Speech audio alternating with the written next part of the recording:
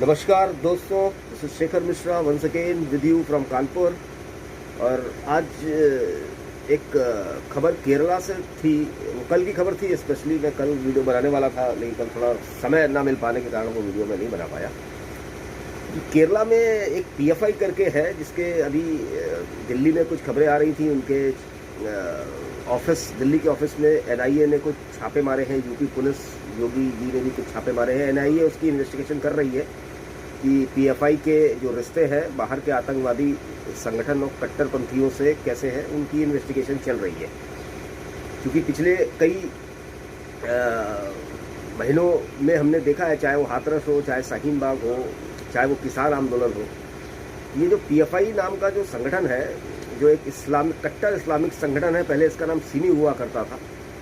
जो 2001 में इसको बैन किया गया, तो नाम तो बदल गया इनका, लेकिन चेहरे सब वही है जो सिमी के अंदर हुआ करते थे।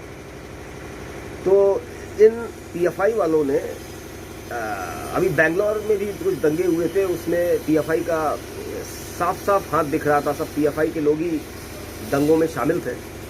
और इस पीएफआई के साथ में हमारी एक राष्ट्रीय पार्टी है, कांग्रेस पार्टी, उसका भी कोलैबोरेशन कई जगह हमने देखा है कि कांग्रेस पीएफआई साथ में मिलकर चुनाव लड़ते हैं।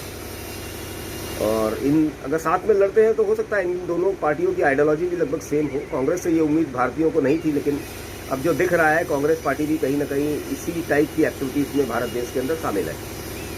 तो इन्होंने केरला में, एक मालाबार जिला है, मालाबार जिले में एक प्रोसेशन निकाला। और उसमें इनके जो मजहबी नारे होते हैं, अल्लाह अकबर, अल्लाह अकबर, ये इनके साथ में इन्होंने अपने कुछ लोगों को राष्ट्रीय स्वयंसेवक आरएसएस के लोगों की ड्रेस पहना के, उनकी वर्दी पहना के, हाफ नेकर और टोपी लगा के, इन लोगों ने वो उस प्रोसेशन में कुछ आरएसएस के वालों को भी दिखाया, और जिनके गलों में फांसी के फंदे लगे हुए थे। तो ये किस टाइप की मानसिकता वाले लोग हैं पीएफआई, इसको हमको समझना पड़ेगा।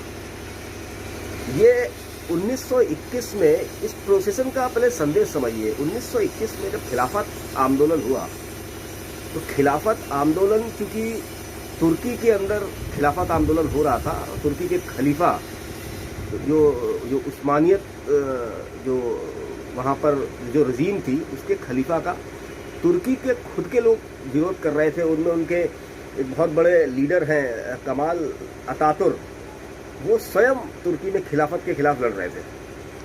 1921 में जब तुर्की में खिलाफत आंदोलन चल रहा था, वहाँ के खलीफा के खिलाफ तुर्की के लोकल लोग खड़े होकर उस खिलाफत का विरोध कर रहे थे और लोकतंत्र की स्थापना चाहते थे वो तुर्की में।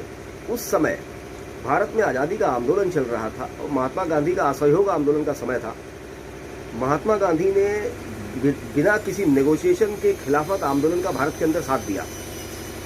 और जो भारत के जो कट्टरपंथी जो मुल्ला थे, वो उस समय तुर्की में उस खलीफा का राज्य रहे, इसके लिए भारत में उन्होंने खिलाफत आंदोलन चलाया। मतलब आप समझिए, तुर्की के जो मुसलमान थे लोकल, वो उस खलीफा का विरोध कर रहे थे, लेकिन भारत के जो मुल्ले थे, कट्टरपंथी थे, वो उस खलीफा के फेवर में भारत में खिलाफत आंदोलन चला रहे थे, जिसका पूरा सपोर्ट करने वाले हमारे पूजनीय महात्मा गांधी जी थे।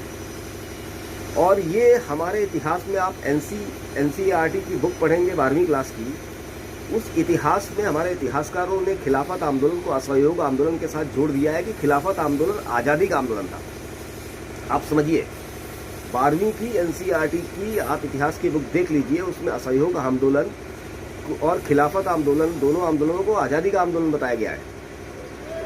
कितना बड़ा झूठ, कितनी बड़ी मक्कारी हमारे इतिहासकारों ने, हमारे साहित्यकारों ने हमारी जनरेशनों के साथ करी है। इस चीज़ को आप लोग बहुत गंभीरता के साथ समझिए भाइयों। 1921 में जिसको इतिहास में दिखाया गया है कि वो अंग्रेजों के प्रति विद्रोह था, जिसको मुपल्ला विद्रोह भी बोलते हैं, वो केरला में ठीक ठाक ढंग से उसका शुरुआत हुआ था। उस विद्रोह में चूंकि ब्रिटेन तुर्की के अंदर खलीफा नहीं चाहता था, तो ब्रिटेन के खिलाफ ये जिहाद था भारत के मुसलमानों का। ये अंग्रेजों के खिलाफ भारत की आज़ादी के लिए नहीं लड़ रहे थे, ये अपना जिहाद कर रहे थे अंग्रेजों के खिलाफ, जो तुर्की में ये इस्लाम के खलीफा के खिलाफ थे। और इन्होंने अंग्रेजों से जो थोड़ी मोटी जिहाद किया, उसके साथ में लगभग 300 लोगों का कत्लेआम हुआ था हिंदुओं का मुपल्ला विद्रोह में, जिसके बहुत हीरो माने जाते हैं अली, मुसलियार, गंज। और ये जो प्रोसेसन मालाबार जिले में निकाला है इन लोगों ने, पीएफआई वालों ने, इसमें इन्हीं सब लोगों के गुणगान के नारे लग रहे थे। आप समझिए, इस देश के अंदर ये खुलेआम ये लोग भारत की अस्मिता को और भारत के लोगों को खुलेआम चुनौती दे रहे हैं केरला के अंदर।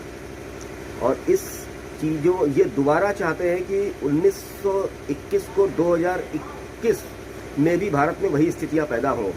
तो इन पीएफआई के दमादों को, इन पीएफआई के मुल्लों को, इन पीएफआई के बापों को अब समझ लेना चाहिए, ये 2021 है, ये 1921 नहीं है कि यहाँ पर कोई महात्मा गांधी बैठा है जो आपके जिहाद की मदद करने वाला है।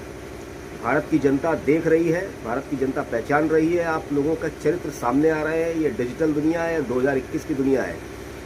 अगर आपको ये गलतफहमी है कि जो आपने हरकतें 1921 में करी थी खिलाफत आंदोलन के नाम पे, वो आप 2021 में कर पाओगे, तो आपको समझना चाहिए ये बदला हुआ भारत है, बदले हुए लोग हैं, बदली हुई व्यवस्थाएं हैं। आपको पूरा देश सब देख रहा है। और इस देश में सौर की बड़ी पुरानी परंपराएं हैं भाई साहब। तो पीएफआई वालों समझ लो, अपने को अपनी औकात में रख के ही इन सब चीज़ों में आगे बढ़ो, नहीं तो आने वाला समय तुम लोगों के लिए अच्छा नहीं है। बहुत बहुत धन्यवाद। और मेरा सभी भारतीयों से निवेदन है, इस खिलाफत आंदोलन और ये जो केरला के अंदर जो इन्होंने खुलेआम प्रोटेस्ट किया है, जो प्रोसेशन किया है, मजहबी नारे और आरएसएस वालों को उसके गले में फांसी का फंदा डाल के जो डराने की कोशिश ये कर रहे हैं, आप लोग भी समझे, जाने इनके खिलाफ आने वाले समय पे खड़े हो। हम जब एकजुट रहेंगे तो इनकी हिम्मत नहीं है, इनकी औकात नहीं है अब कि इस देश के अंदर 1921 दोहरा पाए। बहुत बहुत धन्यवाद। अगर ये वीडियो आपको अच्छा लगता है और इन्फॉर्मेटिव लगता है तो इस वीडियो को अपने दोस्तों के साथ, मित्रों के साथ जरूर शेयर करें। इसी खबर के साथ मैं आज का वीडियो समाप्त करता हूँ। आप लोगों का बहुत बहुत धन्यवाद। भारत माता की जय। जय हिंद।